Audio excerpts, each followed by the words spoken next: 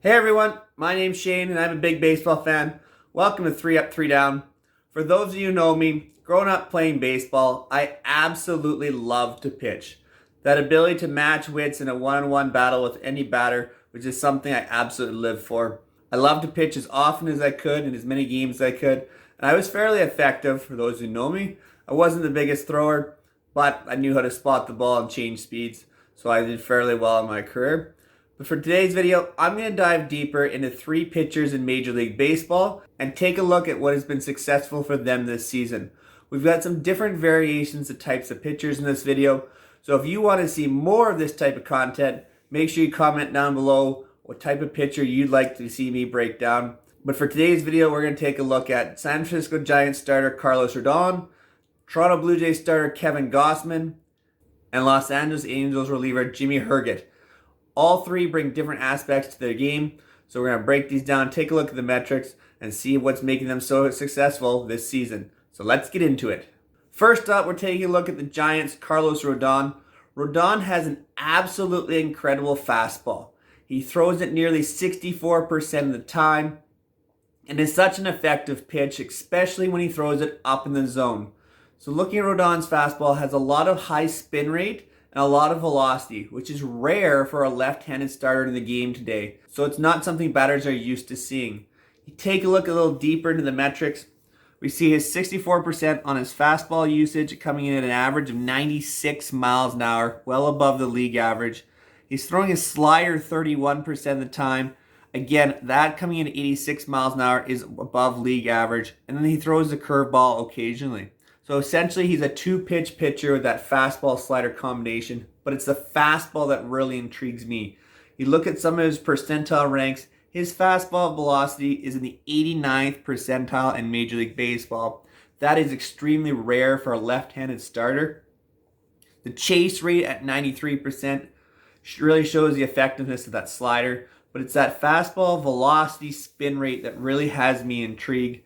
You take a look at it in the video, it's just almost unhittable when it's at the top of the zone or just above the top of the zone. So why is it that hitters are swinging so much at this fastball, leading to that 93rd percentile chase rate?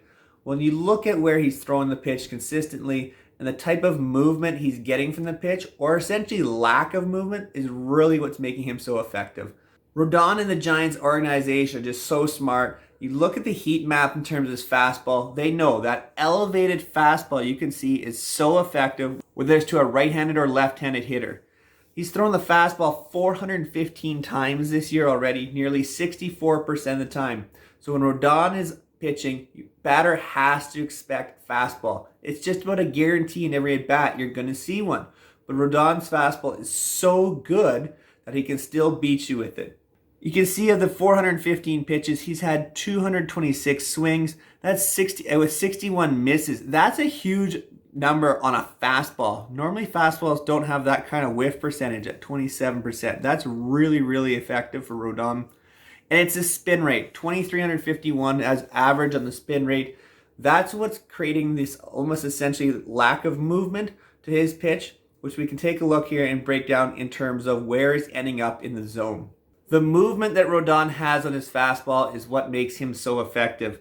When you look at it here and look on the right-hand side, the horizontal and vertical break, Rodon being left-handed, he's getting some run to the arm side, meaning from a catcher's perspective, the ball is going to naturally travel to the right some, which Rodon being a left-handed pitcher, that means it's moving towards his arm side from release. He's getting about 6 inches of run or horizontal movement on his fastball, which is about league average. But when you look at the vertical drop, this is the biggest thing. Because Rodon is such a high velocity, high spin rate pitcher, the vertical drop that's natural on any pitch due to gravity is just not as high as most other starting pitchers. Rodon's velocity, his spin rate, that creates a lack of drop on the pitch. So it actually gives an appearance to the batter that's going to be coming in and essentially rising in their viewpoint. So how is Rodon doing that? Well, I'm a right-handed pitcher, so I'm going to show you the grips he uses in terms of a right-handed pitcher, not necessarily a left-handed one, which you see a complete mirror for a left-handed one. Rodon is using a four-seam fastball. So what he's doing is he's creating spin by holding his two fingers in a grip across the seams, the horseshoe. And then on the other side, he's got his thumb balanced underneath. What he's doing is really pulling down with the fingers, and it yanks essentially with the thumb as well. So upon release, he's getting that huge spin rate in the backspin. Now, the ability to spin the ball differs from pitcher to pitcher. Rodon has that ability to really spin the ball, and with that high velocity, it's going to create then less drop over time with his fastball. It gives the appearance then, as it comes into a hitter, that the ball is actually rising a sense to him, when it's actually not, but because of the height of the mound and the difference towards the plate, it stays on plane longer with less drop. So that fastball that they're expecting to come out and hit the top of the strike zone with Rodon is actually staying above the zone a lot of times, and that's where you're getting that chase rate out of the zone and hitters swinging through that high velocity fastball thinking it's going to be a strike when it's holding on plane and staying above the zone. Pitches at the top of the zone, especially fastballs, are so difficult to hit because of the velocity that Rodon is getting so many swings and misses with that pitch. That's how he's so effective, throwing 64% of the time that big time fastball. The more often he can throw at the top of the zone, the more effective he's going to be. He'll get in trouble when he throws that pitch down in the zone more often, because that drop in the pitch will now start to drop a little bit more because of the different plane. And it's going to be easier for the hitters to attack. They're used to seeing that little bit more drop in that fastball, and they can take advantage of that pitch. Rodon and the Giants are so smart, though. They know that fastball, his money pitch, he throws it the fourth most often in the big leagues. And what I love about it is he is not afraid to throw it in any count. Yes, I know a lot of pitchers are going to throw their fastball consistently more often, generally around the 50% range.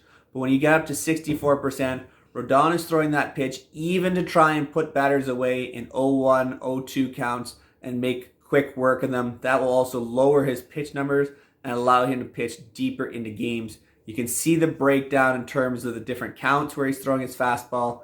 The only times he's not throwing it more than 50% of the time is on 0-1 and 1-1 pitches. I'd expect almost the 1-1 pitch to grow through the year to be even closer to 50% fastballs as well. But Carlos Rodon knows that big time heat is what he's known for, and that's what's making him so effective this season. Next up, we have Blue Jays starting pitcher Kevin Gausman.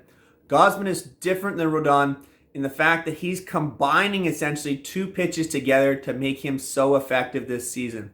Rodon primarily fastball. Kevin Gausman is getting through this with such success, throwing his fastball and split finger pitch consistently together. The pitches are so unique. Gausman's really the only starting pitcher in baseball with this kind of combination of two pitches with the fastball and splitter that have been this successful. Take a look at these clips. It's absolutely incredible. I don't know how you're supposed to hit that split pitch. It's absolutely unbelievable what he's doing with this. The fastball is about league average, but that splitter is just a natural equalizer. It's so incredible. You start to look into the metrics even more, you can really get a sense of how difficult Gausman is to hit.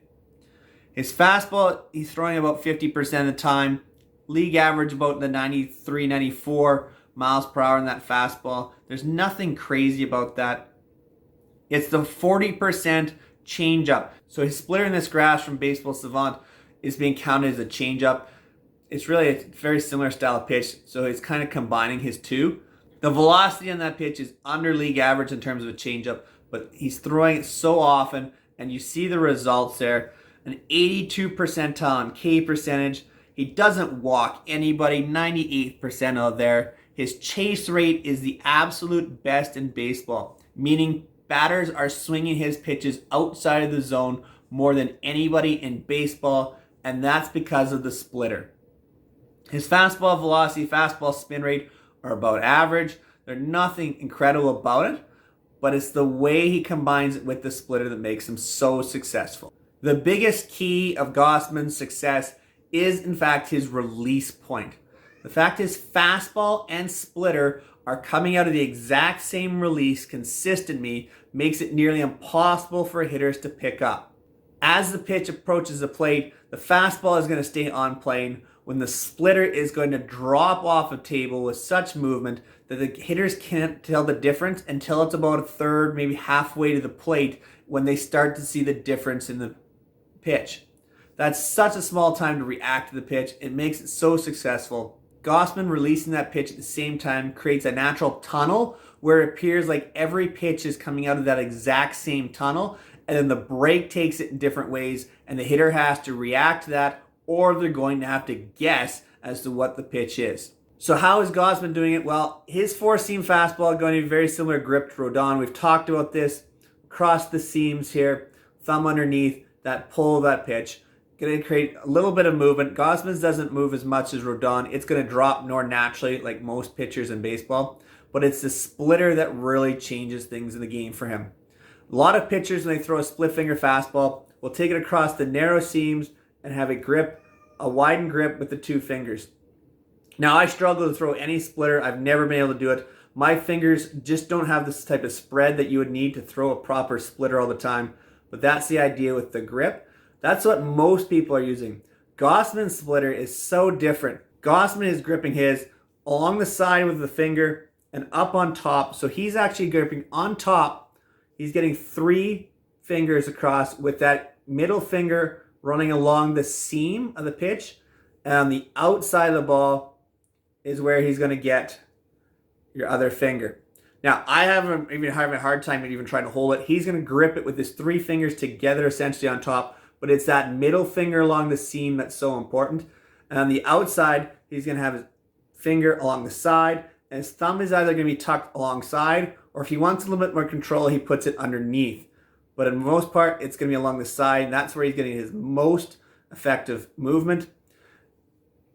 He's going to grip it so much of those 3 fingers along the top, but it's the spin that comes off the middle finger. And it gets a spin that comes off and creates almost a tumbling action in a reverse of what most breaking balls would do. It comes off that middle finger, and as he pulls through and as it tumbles through, it comes off and creates a tumbling action in the reverse movement of a slider or a curveball. And that's where you see that movement down and into a righty or down and away from a lefty, that splitter. With right-handed hitters, he tends to try to drop it more straight down. With lefties, he's going to try and drop it down and away to them. So there's where you can see the action. The spin looks similar to that four-seam fastball, but again, for Gausman, it's all about the tunneling of the pitch and where it's coming out of, and they just follow along that same plane, and then the fastball carries on through that plane while the splitter dives down towards the dirt. So that's how you can see it in the overlay of these videos. It's just absolutely nasty how a batter is going to have to try to figure this out, but it's so effective for Gausman. You can see the effectiveness in the heat maps as well. That fastball, middle to upper part of the zone, he's really focusing on, but really take a look at that splitter, that down and into a right-handed hitter, that down and away from a left-handed hitter. That's where he's going to absolutely live with that split finger pitch. And that's how Gausman leads the league by a huge margin in terms of swings out of the zone. What's so effective of that is that splitter being so low in the zone to the bottom and out of the zone just means it's so difficult to lift that pitch to try and hit it for a home run or an extra base hit. It's not only going to be a great strikeout pitch, but it's going to get a lot of ground balls as well. The fastball and the splitter combination is just incredible. You can see it too in terms of the movement. For Gausman, his fastball, when you take a look at the little gears, that's the average. When you look at that red of that four-seam fastball, it's basically league average in terms of velocity and movement. But it's that blue, that split finger pitch that has that horizontal movement and that huge vertical movement that looks so similar to that fastball. And that's where Gausman is so effective in being able to pitch consistently, even with a league average fastball. That splitter is just an absolute equalizer. I love watching it when you overlay the fastball and the splitter. They just look so similar out of the hand. Gets the third halfway to the plate. It still looks like the same type of pitch. And then that splitter just absolutely falls off the table.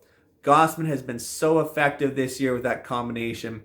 I absolutely love watching him pitch. And he's so in tune with his mechanics that he's consistently in the zone, and he's going to be an incredible starter for years to come for the Jays.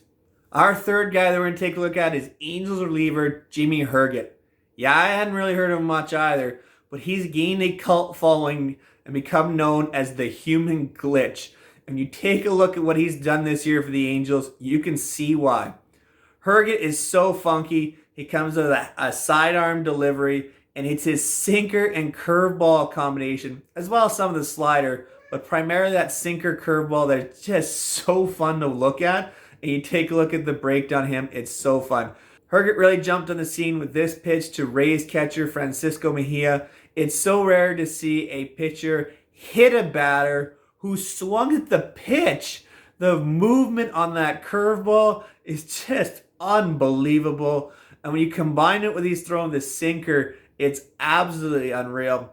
It's so fun to take a look at Herget. He came up on a minor league contract, but he's made the Angels and he's looking absolutely fantastic. He's been so effective. So let's dive a little deeper into what's making Jimmy Herget the human glitch. The metrics for Herget really don't jump off the page. He's throwing his fastball about 40% of the time. That includes the sinker, which we're really going to talk about. But again, league average are under for that pitch. His slider at 32%, curveball at 23%. They're under league average in terms of velocity. Jimmy Herget is all about deception. What really is impressive, though, is that walk rate. He's in the 97th percentile, which means he can control this incredible movement he has on his pitches. It's really effective for a reliever. He's throwing 4 or 5 different pitches, which is rare for a relief pitcher as well. Most of the time they focus on 2, but Herget can really mix it up and really manipulate the baseball. His curveball spin rate is one of the better ones in the league, but other than that, there's really nothing that jumps off the page. It's just the ability to really enhance the movement that Herget has with his delivery. Herget's release point is really what makes him so unique. His release point is more of a sidearm pitch. So it's coming from outside here, and you're getting about 5.2 feet off the mound is about the height that he's releasing it from. A lot of pitchers are more 3/4, which be up here with your arm more, be more in that 75 to 80% we think about that, rather than out here with that 50, say a sidearm is coming about 50% midway with your arm. What Jimmy Herget's doing, he's throwing a combination of 2 pitches, a sinker from that release point and a curveball. Now the sinker, he's probably throwing it more across the shoehorn. He may still have that 4-seam type grip, but I would expect the 2-seam to either be coming off of the 2 seams coming this way, or he's throwing it from a more natural 2-seam grip inside the seams. Either way, what he's doing then is from that sidearm release point, he's creating spin that's coming from essentially from a 9 to 3, along that 9 to 3 axis if we think about a clock. And when it's coming that way then, with the sinker coming that direction, it's going to move into a right-handed hitter and away from the left-handed hitter. So that's where he's really focusing on and creating that side spin that's going to dive towards the right-handed hitter. He then combines that with a curveball, and because he's releasing it from that sidearm grip along a curveball, along the shoehorn, and that spin, he's creating almost a side spin by getting around the baseball. So rather than the sinker pushing through and creating spin this way, he's going to be pulling that through and creating spin the other way in the exact opposite direction of the sinker, which is going to allow that curveball to really dive away from a right-handed hitter and into the left-handed hitter. You take a look at his spin rates there on the graph. That is the exact opposite spins he's getting. He's from his sinker compared to his curveball. And that's what really makes Jimmy Herget so unique. That release point and that spin, that 9 to 3 clock spin and that 3 to 9 o'clock spin going each different directions. So as that pitch is approaching the plate, it's coming on a similar plane, and then this dart off in the direction of the pitch. So with those combinations of sinker and curveball, Jimmy Herget is going to be all about horizontal movement. In fact, his sinker on average is moving 18.6 inches in on a right-handed hitter. That's the 5th most in baseball. And his curveball has 16.8 inches of horizontal break and actually has 45.1 inches of vertical drop on that. That's 8th in baseball in terms of his horizontal break. So it's all about horizontal movement for Jimmy Herget.